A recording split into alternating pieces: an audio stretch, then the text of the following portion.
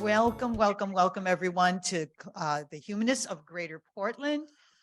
The Humanists of Greater Portland is a chapter of the American Humanist Association, Portland. One of our newer members, Mike Balak, is volunteered to be a reader. Mike, are you on Zoom this morning? Welcome and come on in. We're just so happy you're doing this. Thank you. Oh, no problem. I'd like to read from a book this morning called An Astronaut's Guide to Life on Earth. It's by Colonel Chris Hadfield. He was a Canadian astronaut with NASA. I love learning new things.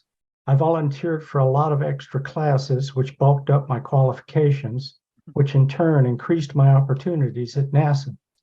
However, success to me never was and still isn't about lifting off in a rocket, though that sure felt like a great achievement. Success is feeling good about the work you do throughout the long, unheralded journey that may or may not wind up at the launch pad. You can't view training solely as a stepping stone to something loftier. It's got to be an end in itself. The secret is to try to enjoy it. I never viewed training as some onerous duty I had to carry out while praying fervently for another space mission. For me, the appeal was similar to that of a New York Times crossword puzzle. Training is hard and fun and stretches my mind, so I feel good when I persevere and finish, and I also feel ready to do it all over again. In spaceflight, attitude refers to orientation, which direction your vehicle is pointed relative to the sun, Earth, and other spacecraft. If you lose control of your attitude, two things happen. The vehicle starts to tumble and spin, disorienting everyone on board, and it also strays from its course, which, if you're short on time or fuel, could mean the difference between life and death. In the Soyuz, for example, we use every cue from every available source, periscope, multiple sensors, the horizon, to monitor our attitude constantly and adjust if necessary. We never want to lose attitude, since maintaining attitude is fundamental to success. In my experience, something similar is true on Earth. Ultimately, I don't determine whether I arrive at the desired professional destination. Too many variables are out of my control. There's really just one thing I can control, my attitude during the journey, which is what keeps me feeling steady and stable, and what keeps me headed in the right direction. So I consciously monitor and correct if necessary, because losing attitude would be far worse than achieving my goal. Oh, Mike, thank you. That was lovely. I'd now like to introduce my friend and our presenter, Robert Sanford. And Robert has been a longtime member of HGP. He joined in 1998, was MC for 7 years, and really helped me hone some of my MC skills. He came over and gave me some real good tips before I started. Robert's worn many professional hats. He's been a policeman. He's been a high school English teacher. He's trained the trainers, and he's been a public speaker. Robert is a world traveler, and he's done presentations at HGP about his travels, and included his beautiful photographs that he's really good at. He's also done a series for us on poetry that was interactive and got us engaged in this learning, which I'm pretty sure he used those same techniques with his high schoolers. And if you can get high school kids to like poetry, you're a good teacher.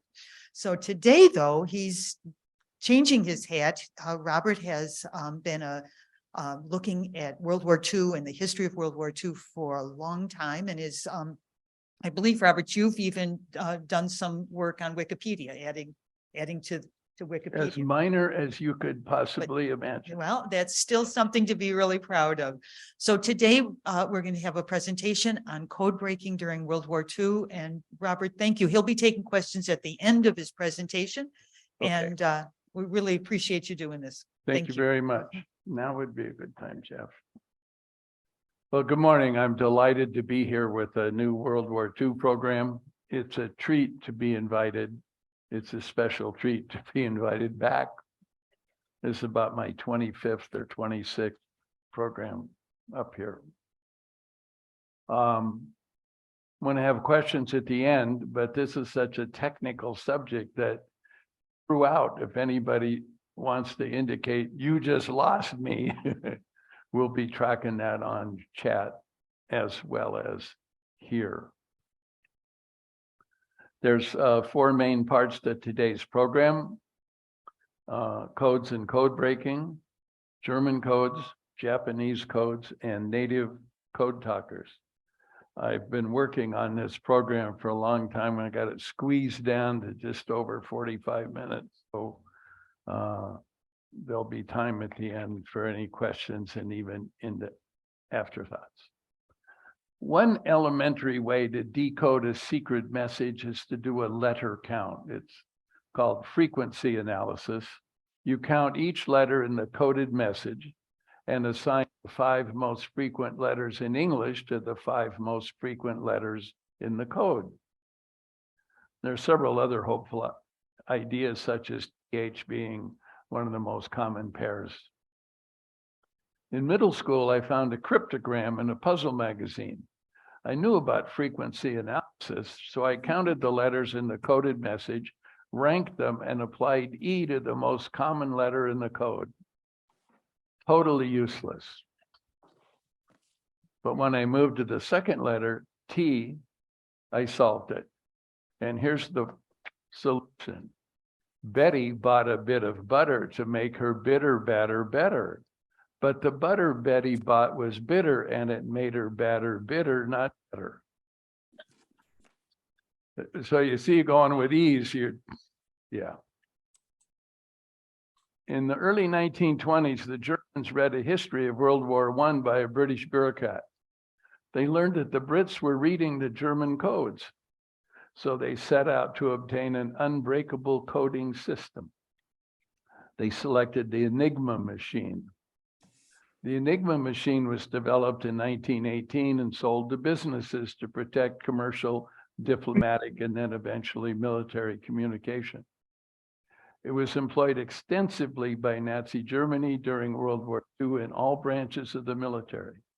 The Enigma Machine was considered so secure, it was used to encipher almost all their tactical messages. On your computer at home, you hit a key and the letter appears on your monitor and on your document. So here's a photo that shows the Enigma Machine. It's only about 1 foot across and 1 foot deep. The most recognizable part is the keyboard. And here's how the Enigma Machine worked. The signal runs from the keyboard, it's pretty recognizable, to the plug board down in front, to the rotors in the back through the plug board, and then to the lamp board. The encoder typed the letter on the keyboard and it came back to the lamp board, changed several times. And another soldier wrote down the lighted letter from the lamp board on a message form. Then the encoded message from the lamp board got sent out in Morse code. At the other end, the receiver of the message typed the coded message into his Enigma machine and wrote down the lamp board settings, and the initial message was restored. So keyboard to plug board to rotors to plug board to lamp board. Here's a photo of the plug board from the front with 2 of the 26 letters paired with chords. The plug board chords are like the ones phone operators used to use to connect calls. Let's say R and J are connected. You hit R, the current went to the plug board at R and then via a cord to J and went through the rotors and back to the plug board at, let's say, G, and came out of the plug board at T and then to the link board. And here's a picture of the rotors in the back. Each rotor has a ring of 26 letters around it in alphabetical order. These are the ring settings, and they could be moved physically. Originally, there were 3 rotors and 3 slots in the Enigma machine for them to go into. So one of the ways to hide the decoding is the rotor sequence. There's only 6 ways to have 3 different rotors in 3 different slots. Later, the German army added 2 additional rotors, increasing the number of possible rotor sequences from 6 to 60. At the start of every day, the 3 rotors are set into their slots in a prescribed order based on the list sent out to all Enigma machine operators for that unit of the service. They'd rotate the ring settings, the letters, to that day's starting position. They're also sent out on a monthly list. Each rotor had 52 internal short wires, one for current coming in and one for current going out. The signal came into the first rotor from the plug board, then went to a different letter in the second rotor through the internal wiring. Also, the first rotor would move ahead 1 letter every time it got a signal. The second rotor sent the signal to a different letter on the third rotor, which sent it to a reflector, which is down to the end of the rotors, but it's internal. And then that reflector sent the signal, which has now been changed 3 times, back through all 3 rotors, changing it 3 more times. And then it went back through the plug board to the lamp board. Okay. So keyboard to plug board to rotors to plug board to lamp board. Why were Enigma messages so tough to break? It's already harder than you think. You might remember about using frequency counts to solve a code, Betty bought a bit of butter, but we are way past, that. Just like your car's odometer, when one complete turn of one dial on the rotors moves the dial on the left 1 click, each rotor had a little pawl that could turn the next rotor ahead 1 letter. So every time the pawl came around, it moved the next rotor. Every time the second rotor had gone all the way around, it moved the third rotor. So how many different ways are there to adjust the ring settings? Well, it's 26 times 26 times 26, which is 17,500 and some, with 6 possible rotor sequences, but with 60 possible rotor sequences, that's 105,000. And with 5 different rotors, it's 100. Well, it's over 1 million. Okay. So how many different ways are there to set the plug board? Think of all the different ways to connect any 20 letters out of 26. So you didn't have to change all 20 or any. Right? A to B, A to C, A to D, and B. It's 150 trillion is the answer. So plug board operations, rotor sequences, ring settings, it's 159 million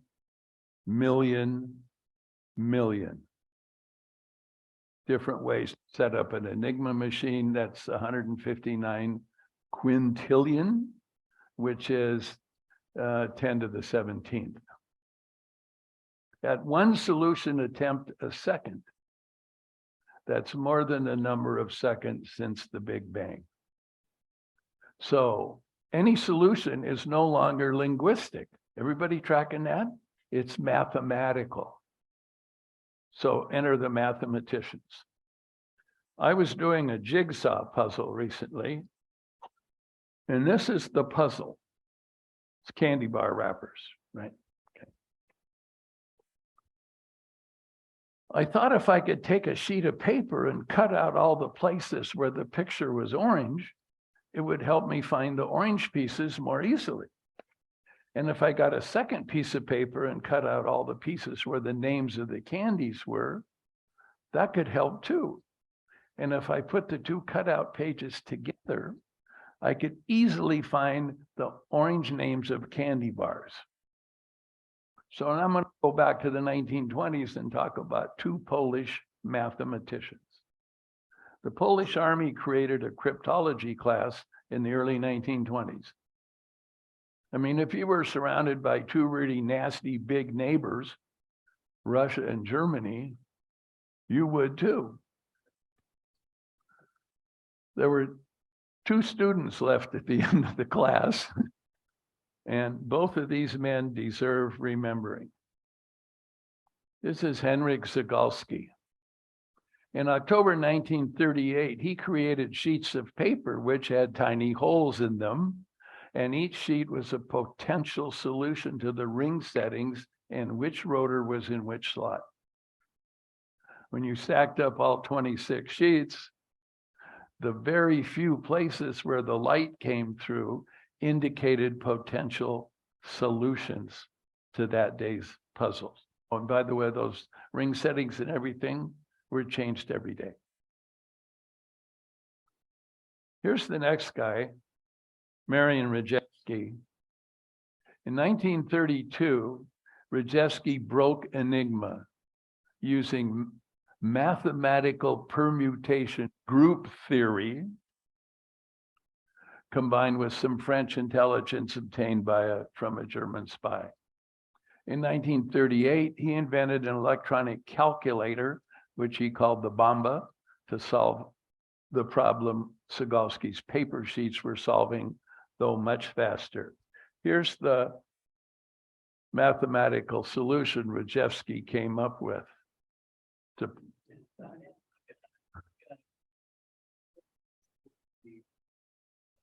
Well, I want to tell you, I've got a double major in history and English, and the last math class I took was spring quarter 1960, and it was how to use the slide rule.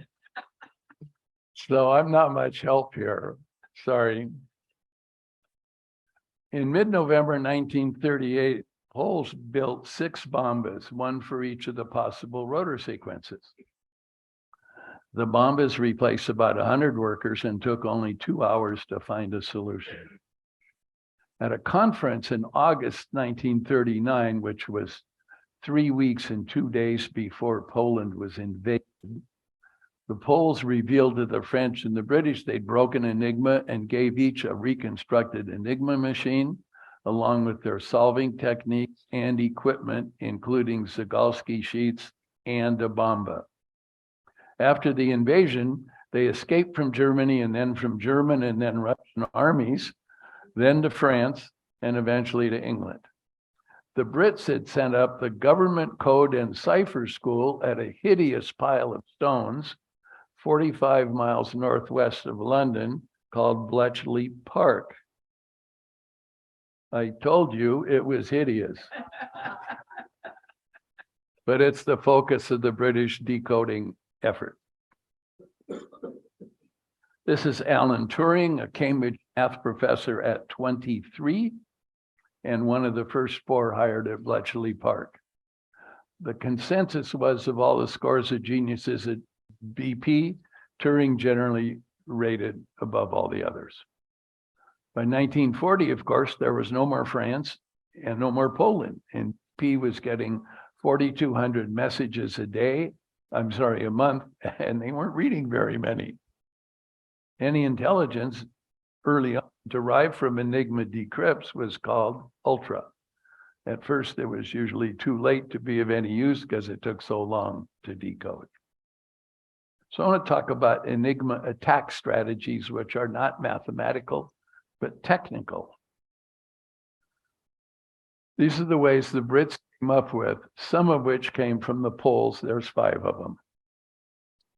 Cribs, stillies, kisses, pinches, and gardening.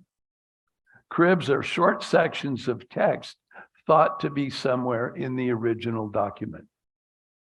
Rejewski was already doing this, excuse me.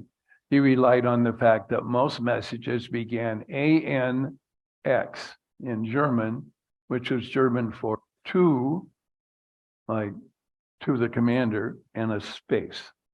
Often there'd be a number that came from weather stations, such as Weather Survey 0600. BP continued using Rejewski's cribs.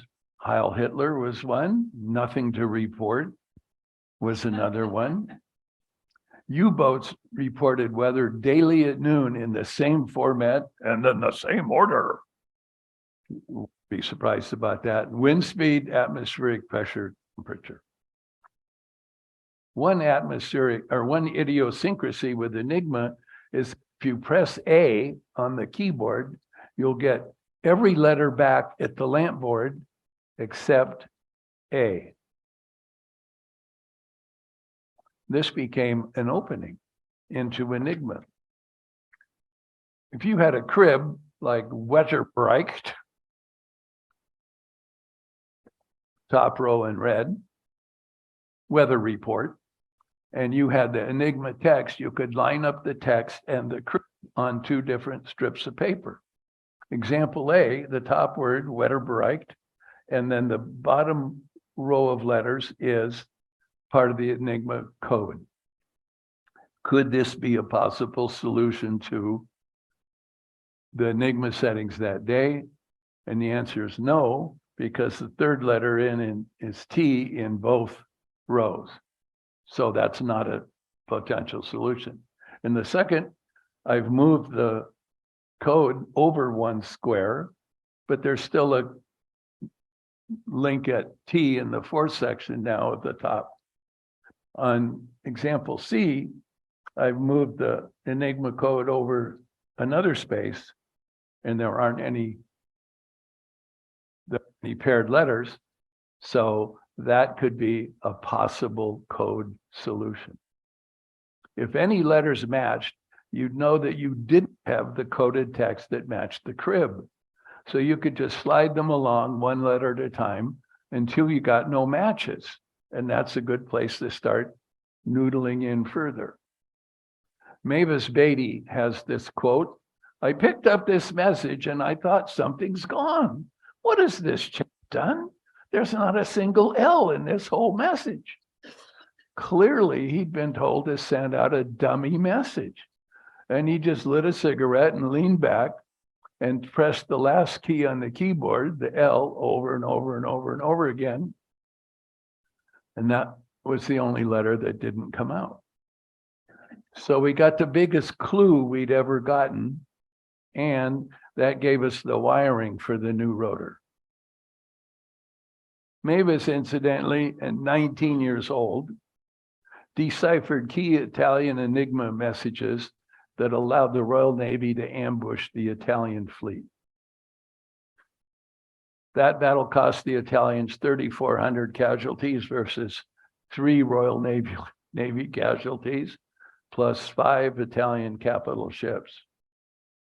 More than destroyers, cruisers, and battle cruisers. Helen of Troy launched 1,000 ships, but Mavis sank 5. Here's the British bomb built by Alan Turing and Gordon Welchman, another of the first 4 hired at BP. Same function as the 2 strips of paper. Each machine's about 7 feet wide, 6.5 feet tall, 2 feet deep, and weighed about a ton. Each of the rotating drums simulates the action of an Enigma rotor. There are 36 rotor equivalents, and on the right end of the middle row are 3 indicator drums. If the bomb had a possible solution, no match to a crib, it would stop, and the 3 indicator drums would suggest the rotor sequence. This is Gordon Welchman. He invented an improvement to the bombs called a diagonal board, making the British bomb immensely more powerful. It reduced the time required to find complete settings from days to hours. 5 bombs existed in June of 41. By the end of 41, there were 15. A year later, there were 50. By the end of the war, there were 300. The Brits programmed the bombs to search for cribs, then used the cribs to search for solutions. So British and Polish bombs shortened World War II, but not the bombs you might have first thought of. It took about 20 minutes to set up and run through all 17,576 possible positions for one ring setting. Cribs were fundamental to the British approach to solving Enigma. The second is sillies.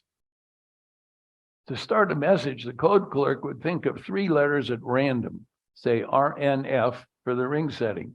He would then set his rotors so those 3 letters were uppermost. Next, the clerk would think of another 3 letters, say JRM, for the message setting. He typed those letters twice to start his message. And the receiving code clerk could use them to change his ring settings to receive the message. They were supposed to be random, but sometimes they weren't. One particular German code clerk continually used his girlfriend's name, Silly, C-I-L-L-I-E, for his message headers. He'd type in C-I-L and then type L-I-E twice to determine the day's ring settings. So these easy to guess indicators became known as sillies. Walter and Clara were a favorite couple of the BP crew, W-A-L-K-L-A. Also, interestingly, Tom Mix, Hitler, London, Madrid, and Berlin. So that's cribs and sillies. Now, kisses. A fruitful sort of cribs was decoding Enigma messages that had already been solved from a lower level code. For example, messages sent in the dockyard cipher were repeated in Enigma. So it's a giant crib. Everybody tracking that? We had the message. We used it to work out the settings. The spies that Germans placed in the UK used lower level ciphers, but the messages were retransmitted word for word on Enigma, given the best possible crib for deciphering that day's ring settings. One German agent in Britain who had been turned was very verbose in her messages, which were resent on Enigma. They never arrested her because she provided really long cribs. Longer messages are easier to decode than shorter messages. So cribs, sillies, kisses, and now pinches. This is the capture of Enigma parts in code books and such. First of these early 1940, the British Navy captured the new rotors, 6 and 7, from a German submarine. In May of 41, the Royal Navy captured U-1110's Enigma Machine, cipher keys, and code books, which would include the ring settings and rotor sequence for a couple of months, because that's how long the submarines were out on patrol. George VI said that was the most important event in naval war. In June of 1941, the Royal Navy captured one of 2 German weather trawlers in the North Atlantic. Otherwise, they wouldn't know what weather was coming, so they need to send these ships out there. And they were out for 7 weeks in advance, 7 weeks, so they'd have 7 to 8 weeks worth of ring settings and rotor sequences. Merchant ship losses dropped by over 2/3 in July of 41 because of that pinch. Cribs, sillies, kisses, pinches, gardening. Gardening means planting a crib. The British would sometimes create a crib by bombing something in Rochambeau, France. Then they'd expect Rochambeau to appear in Enigma messages from that area. Unauthorized usage habit. The biggest asset the BP staff had for solving Enigma, after all the mathematicians and computers and everything, was the Germans using unauthorized shortcuts. Sillies are an example of this. Sometimes with multi-part messages, the operator would not enter a new key for the second half of the message. So they have a much longer message. Another approach was the use of easily guessed message keys such as AAA or BBB, or that reflected the keyboard layout so diagonally or next to each other. This is Lorenz. This is for strategic messages, not tactical messages on Enigma. And this is for Hitler to Rommel, von Rundstedt to Model, for example. Enigma had 3 and then 5 rotors. The Lorenz had 12. So you get a sense of how much more complicated it might be. And here are the numbers. There's 10 to the 17th, and then there's 10 to the 130th. Betty bought a bit of. Here's Bill Tutt.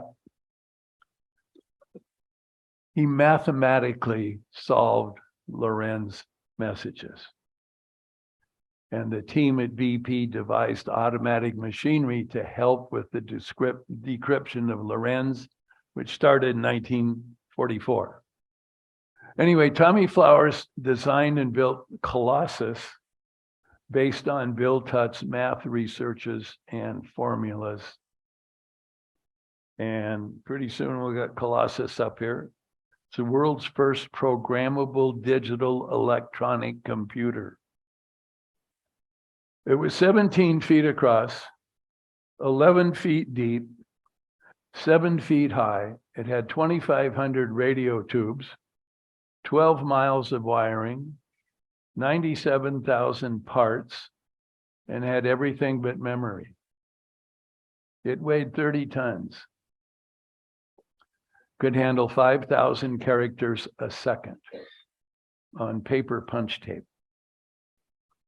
Before Colossus, it took 6 weeks to decode a Lorenz message. With Colossus, it took 6 hours. There were 10 in use by the end of the war in Europe. The United States thought ENIAC was the first electronic computer. It was online 2 years after Colossus, but Colossus was part of the state secret, and so, etc. So overall at Bletchley Park, 10,000 people worked there. Well, they built little huts all over the place. I've been there. It's pretty interesting, but boy, they were building little huts to separate, you know, one had the Navy, one had the Air Force. And 75% of the employees at Bletchley Park were women. Mostly, a majority from the WRNS, Women's Royal Naval Service, WRNS. They were sworn to secrecy and they held it, all 10,000 of them, for 30 years until they were given permission to share about it. When they were hired, they were told if they talked, they'd be taken out in the courtyard and shot on the spot. One WRN, now a tour guide at Bletchley Park, said that in the 4+ years she worked there, she never heard the word Enigma. Everything was compartmentalized that much. By mid-43, BP is reading 84,000 messages a month. By 1945, they're reading almost all the messages. It clearly helped win the longest battle in World War II, which was Battle of the Atlantic. March of 42, we lost 108 cargo ships. End of 42, there were 212 operational U-boats in the Atlantic. How much of a concern for the Brits? Food and coal, just for starters, separate from the military needs, plus feeding the military. The definition of a division in the Army is a unit that needs about 750 tons of supplies a day. But 10, 12, 15,000 men in the division. The 21st Army Group, that's the invasion troops for D-Day, was 17 divisions. So you multiply 17 divisions by 750 tons a day, and all that had to come across the North Atlantic in ships. By D-Day, there were 2.4 million GIs in Britain and tens of thousands of military aircraft.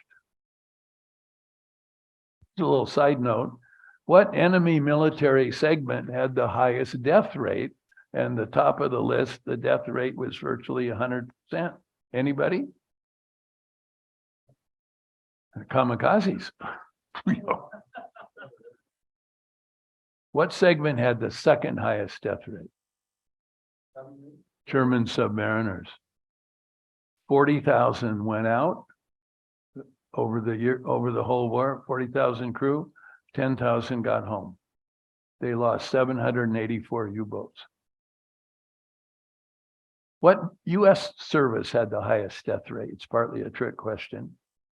It's the Merchant Marine at 4%. Marine Corps fatalities were 3%. Over the war, 733 ships were sunk, 3.1 million tons.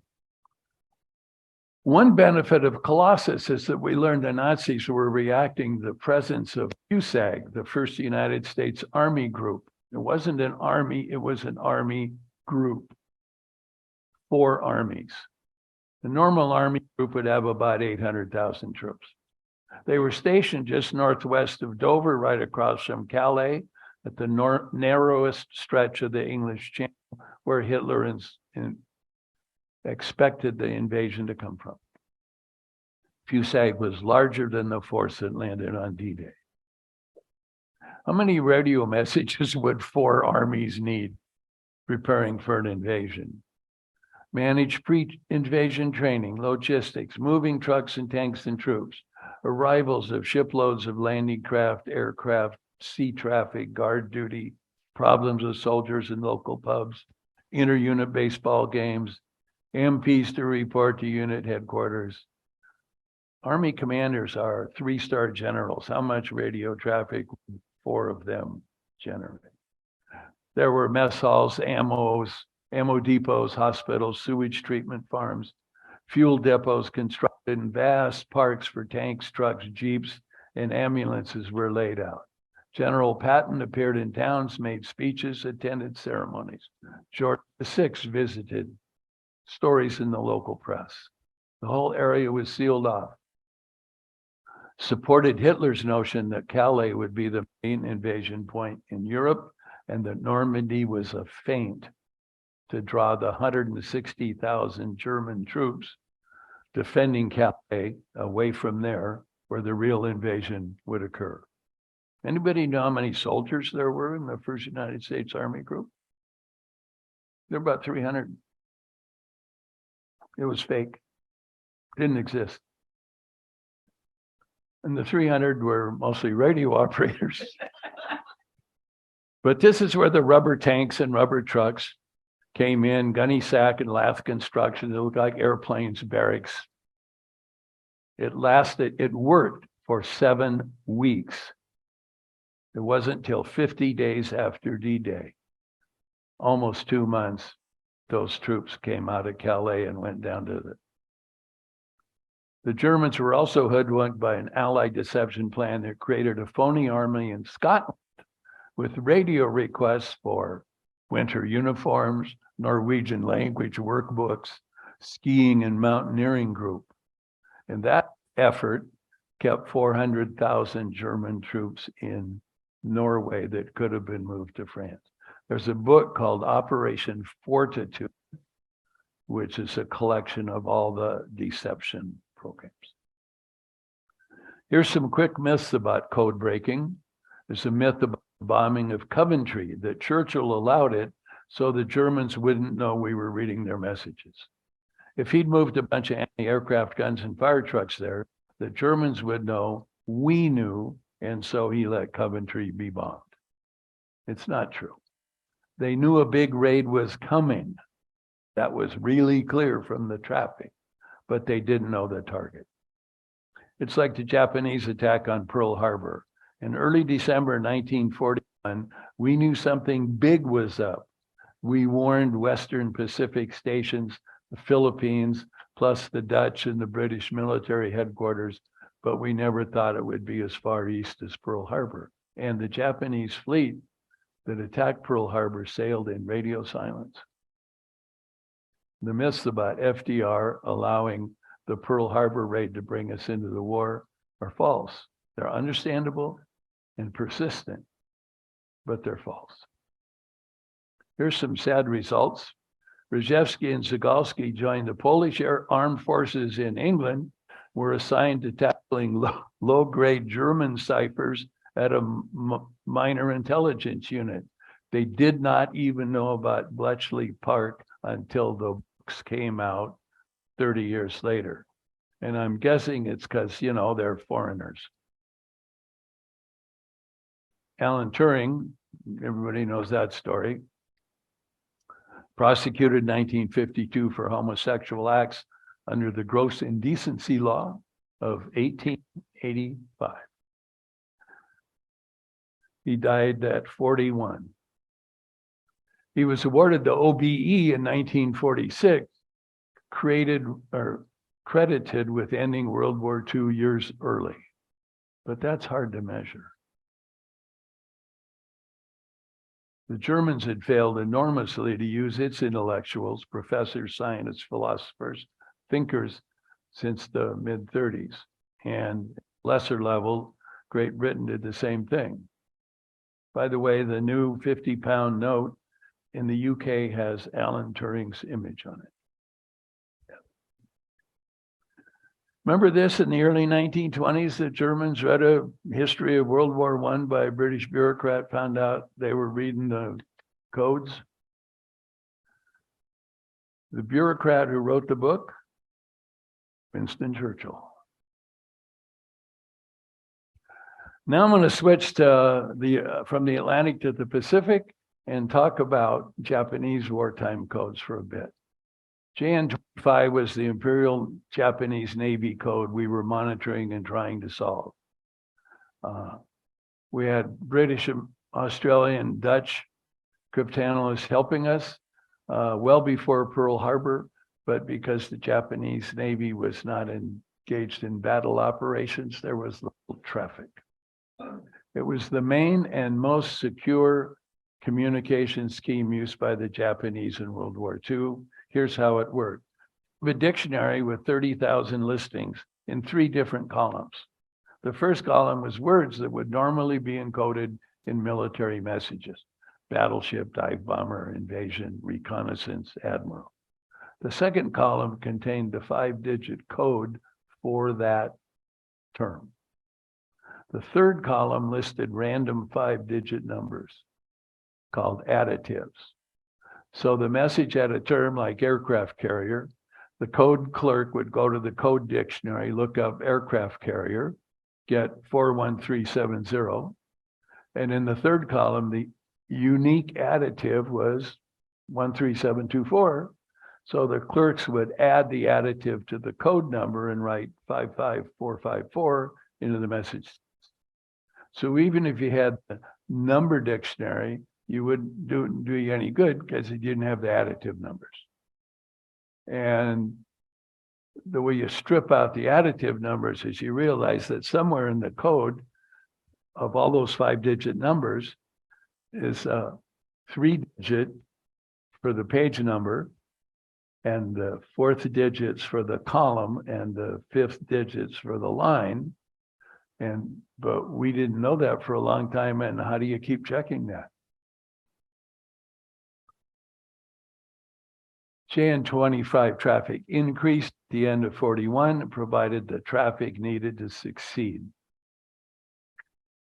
I'm going to talk about Joseph Rochefort now, going back to the early 1920s again.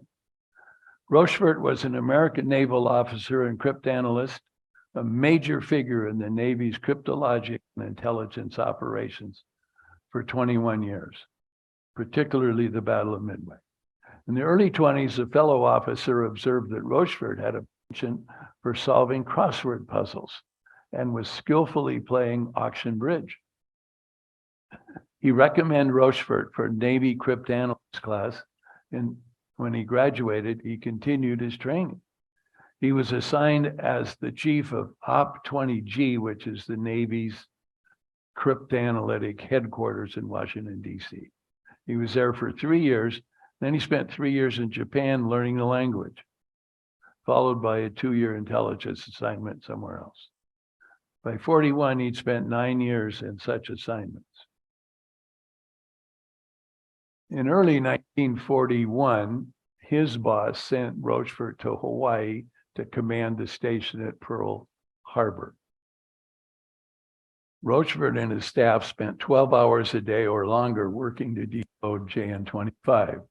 They used frequency analysis along with other attacks, started using a new method, IBM punch card. They worked in a basement in a cement building and it was really cold. He often wore slippers and a bathrobe with his uniform. His crew called it the dungeon. After the Battle of the Coral Sea in May of 42, Yamamoto, the chief of naval operations for Japan, needed to lure American carriers into a trap. If they'd been missed at Pearl Harbor, they were at sea. Rochefort maintained the coming Japanese attack would be in the Central Pacific, and Leighton convinced Admiral Chester Nimitz. Leighton was the chief intelligence guy. He'd been in Japan with Rochefort, so they were connected. In early 1942, messages provided details of attacks in 2 places in the Pacific, though we didn't know where. Does that sound familiar? One was coded AF. Rochefort believed AF referred to Midway. The people in Washington, D.C. said it was anywhere but Midway. Op 20G also insisted the attack was scheduled for mid-June, not late May or early July. In March of 42, Pearl intercepted a decrypted report from a Japanese Navy scout plane that mentioned AF. Rochefort thought it described Midway. Op 20G said he'd been suckered by the Japanese. On May 14th, Admiral King, who was everybody's boss in the Navy, insisted AF was a deflection and not Midway. 3 days later, he changed his mind and asked Nimitz to check it out. Nimitz said he wanted more proof. One of Rochefort's staff, Jasper Perkins, suggested faking a problem on Midway. Nimitz approved, and Perkins told Midway by a submarine cable to tell Pearl in plain text that there was a problem.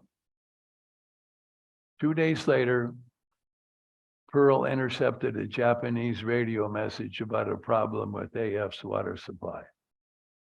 So they knew it was Midway. So Nimitz set a trap. He risked all 3 of the carriers in the Pacific at the Battle of Midway. We lost the carrier Yorktown, but the Japanese lost 4 carriers in about essentially 15 minutes, 10:30 in the morning. And those were 4 of the 6 that were involved in the Pearl Harbor attack. They also lost 250 carrier-based planes. I mean, if your aircraft carrier's underwater, where are you going to land? Rochefort had the date right, too.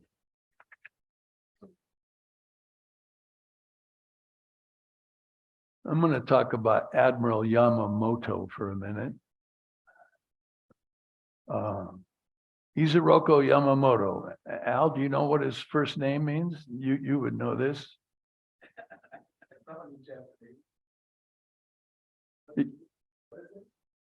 Isiroko. It means 56. That's how old his father was when he was born. And he was one of many, many children. He was the chief admiral of the Imperial Japanese Navy and commander-in-chief of the combined fleet. He planned the Pearl Harbor attack. He planned the Midway attack. He spearheaded the program that produced the Japanese Zero. He spoke English fluently. He studied at Harvard for 2 years and then was assigned later to the Japanese Naval Institute in DC. In 1943, this is right after Guadalcanal, Yamamoto decided to make an inspection tour throughout the South Pacific. April 14th, Naval Intelligence decrypted a message containing the specifics of his tour, arrival, and departure times. He was known to be very punctual. And they scrambled 16 P-38 airplanes, the twin-tail Lightnings, the only airplanes that had that kind of range, and that was even with drop tanks. And he was landing at Bougainville. All four of the 2-engine bombers of that little mission were shot down, crashed into the jungle, and exploded. It's a year to the day after the Doolittle raid on Tokyo. I'm going to go to native code talkers now. Most people think of it as Navajo code talkers, but 33 different tribes were involved, including Comanche and Choctaw code talkers in World War I. And the Comanche code talkers are credited to saving the lives of thousands of American and Allied soldiers. A lot of Marines, or a lot of Navajo, were enlisting Marines, and a man who grew up on the reservation and could speak Navajo demonstrated they could transmit and decode 3 messages in 20 seconds compared to the 30 minutes it took using code machines. On Iwo Jima, 6 Navajo code talkers sent and received over 800 messages without error in the first 2 days. Examples of code words: buzzard is a bomber, ironfish is a submarine, shark was a destroyer, silver oak is a lieutenant colonel, chicken hawk is a fighter. And these words are pidgin forms of the language rather than regular forms, so below the formal language level. Development or deployment of native code talkers lasted until early in the Vietnam War. They're the only spoken military codes never to have been deciphered. There are several native code talkers monuments in the country. Collectively, they received the Congressional Gold Medal from President Obama at the US Capitol in 2013. I've talked about codes, German and Japanese, Midway, Yamamoto, and native code talkers. I wanted to show you a visual of a puzzle I brought. I'll just tell you about it, and then I'll ask for questions. The puzzle is called Redactyl, as in redact, with an L on the end of it. It's at redactyl.com. And it shows the incomplete solution of a Wikipedia article, which runs, sometimes 6,000 words, and 85–90% of it's redacted. So you start putting words in. I went to the internet, of course, and learned the 240 most common English words, and I just put them in first. When you put in a word, it'll tell you if it's there or not. And if it tells you it's there, it'll tell you how many times. And if you want to, you can click on it, and it'll walk you through all the examples of that word in that document.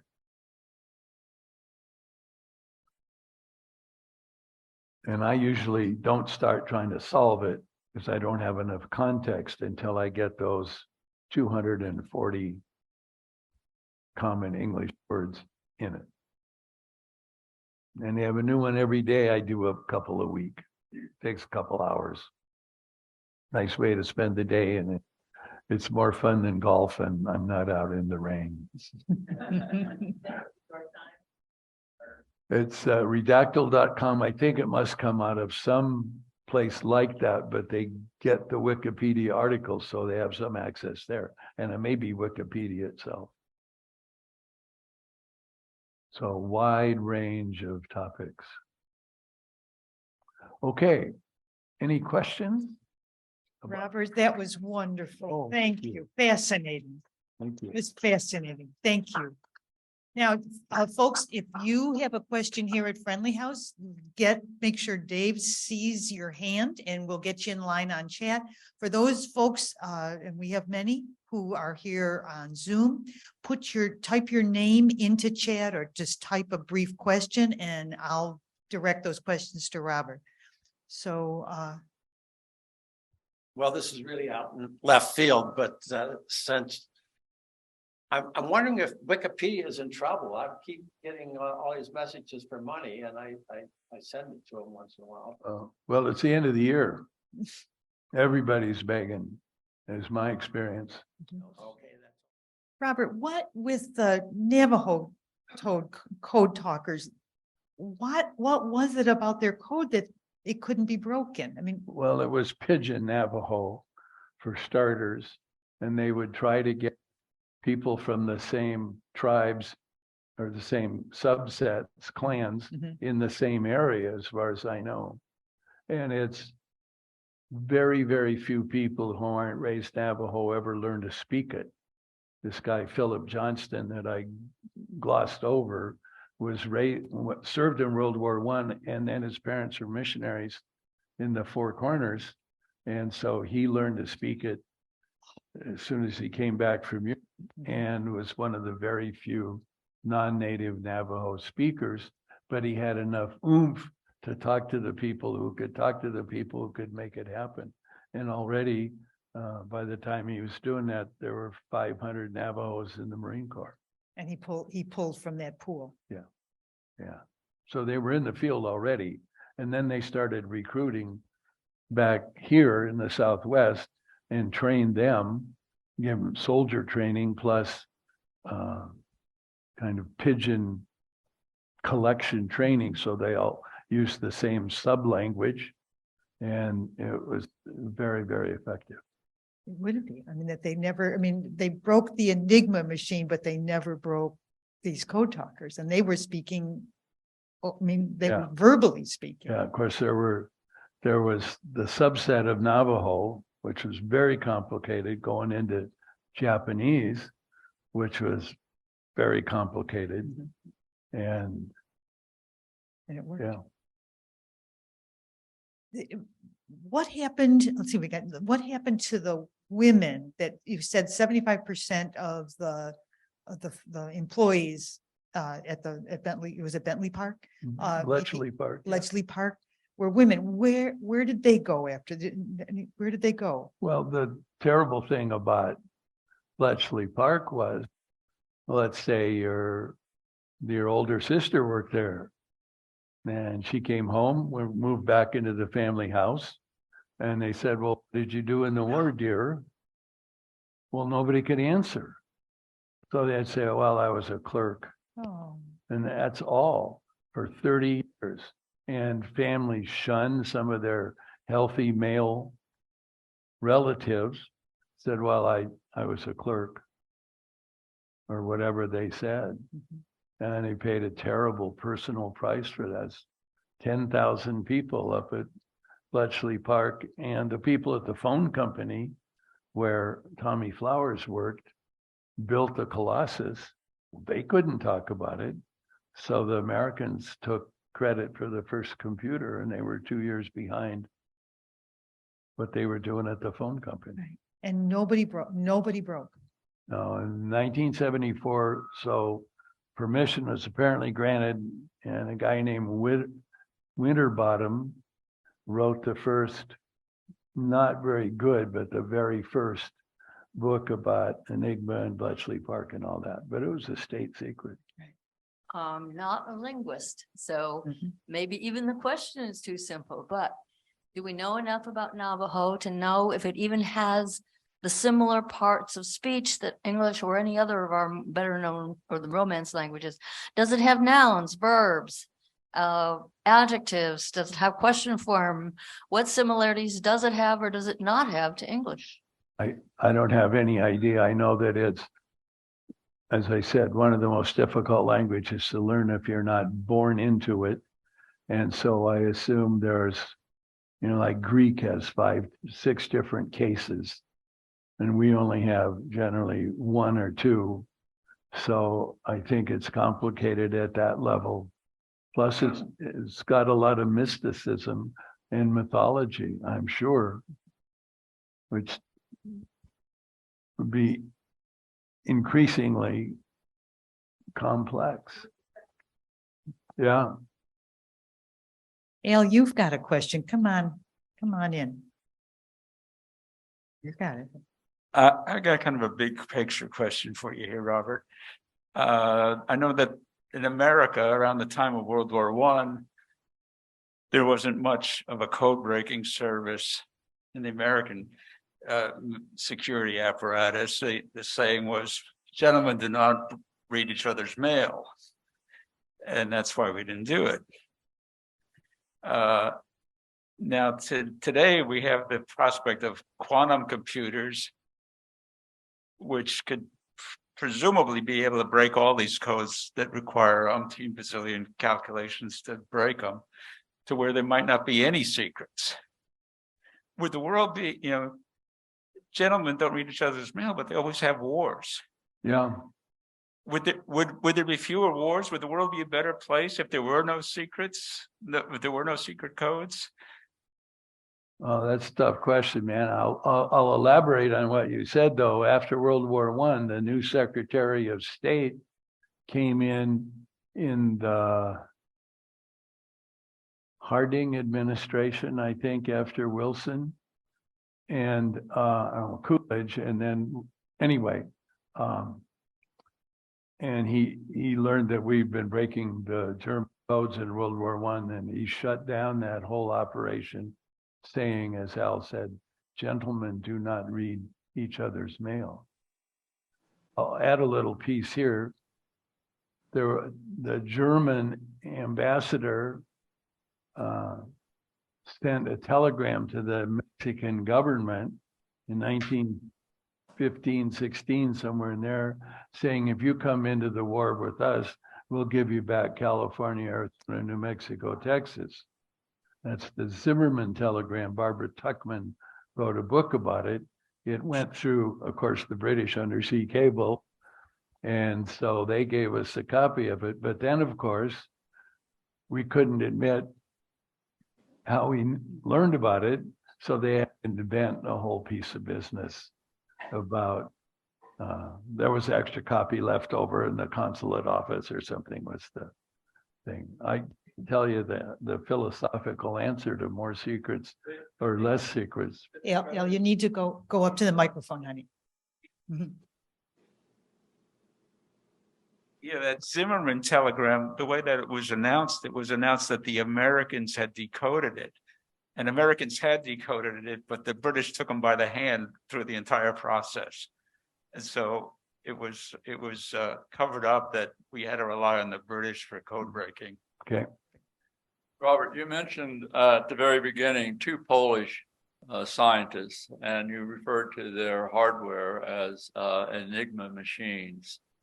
Where did that term come from? Oh. And why that term? And how does that relate to my understanding of the term Enigma may have been from Hollywood, in that Alan Turing decoded the word Enigma itself. So where's the connection about those two? I even know the answer to this one. This German businessman in the early 20s invented the Enigma machine, and he was selling it to businesses so they could talk to each other and not reveal their secrets. And he named it after the musical piece Enigma Variations, and the guy who wrote Enigma Variations also wrote, now I can't remember the name, I apologize, but one of my favorite little pieces of music. I'm losing little words. Mhm. Oh my. Let me just finish. It may be my last program. I feel like I stumbled through this, but Oh. I love being here and sharing information with all of you. I do love being in the front of the room, and I thank you all again for the opportunity. Rob, yeah. Robert, there was one more question. Do you think you'd be willing to answer it from Hank Rob? Sure. Okay, Hank, come on in. Do we have time? We have time. There's always time. Hank, can you come in? Yes. Very good. Yes. First of all, I came to this program because Robert always does very interesting things, but code breaking, I mean, really, how interesting could this be to somebody who doesn't know mathematics, etc. Mhm. So once again, it's just fascinating and amazing, the stuff that you bring to us. So I really want to just thank you for all of the presentations and once again demonstrating what what talent can be brought forward by yourself. Just thank you so much for that. Thank you, Hank. Thank you. The second thing is, it is very difficult for me to hear you talk about what coordinated human activity is possible without wondering if we could only do this with regard to climate, what inroads we could make very quickly. As you go through all of this material and this amazing coordination of human activity, did that ever sort of like, why can't we do that without killing people? I mean, Was another question I can't possibly answer. I mean, I just, did it ever? But does it it's a occur- question does it that needs occur to to be you? asked. Yeah. Needs to be asked. Right, and it just seems, first of all, that the machine could be invented that would be that complicated with rotors and electric wire. And then that people were able to figure out the complexity of this machine and then keep it a secret that they had it to save, to save the war, to be able to work with it. Yeah. Yeah, it's instead of going, it's so human to me, like, we found it, and they could have fixed it and not. Yeah, if they had said, we've got it, it would have been destroyed. They would have Yeah. figured out another way. Rommel's supply shipping got sunk in the Mediterranean because we were reading the Italian naval codes and German naval codes in the Mediterranean. So we knew there was a convoy of ships bringing goods to Rommel, but we always had to send over a plane, an observation plane, to stumble on the fact of the fleet and then send a message back, control, here, we found the Italian fleet. And then 4 hours later, here come the bombers. Yeah. But they did that dozens and dozens of times. Wow. Because they had to. They had to send the observation plane. Right, and then So think these guys are just lucky, and then they found it. Right. Wonderful. Robert, oh, Joyce has a question. Yeah, come on in, Joyce. And then I've been reading a lot about the women's contribution and the women as spies in the Second World War. One of the things I've become aware of is how often the Germans broke our codes. So is there any comparison? We were breaking theirs, but they were doing it too.